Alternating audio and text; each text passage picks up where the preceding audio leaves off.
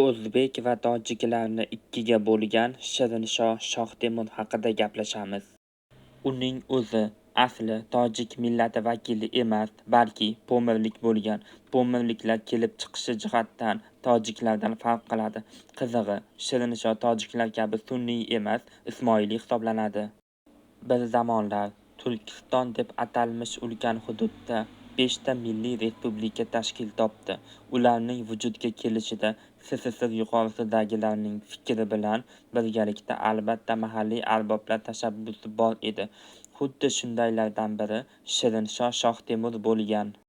1899-yili Pomida tug'ilib, bir muddat Toshkentdagi rus maktablarida o'qigan bu odam Buxorodan Amirni haydash uchun ketayotganlarning poyezdiga chiqib oladi. Amirni haydashgach, partiyaga ishga o'tib oladi. U ham bosmachilikka va ham milliy chegaralanishga qarshi chiqadi.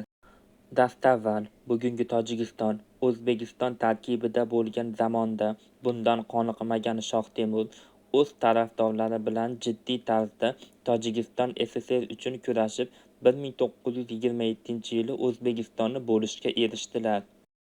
Qizig'i, oldinlari u o'zbek va tojiklarni bo'lish mumkin emas deya hisoblar edi. O'sha hudud bilan qoniqmagan Shoh Temurchilar Samarqand, Buxoro, Surxon va Xo'jandni ham talab qilib, o'zbek millati tuzilishiga qarshi chiqishdi.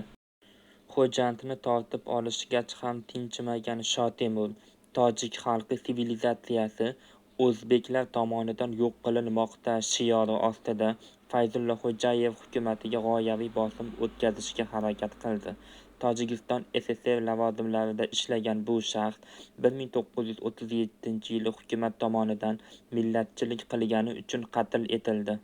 1956-yili oqlandi.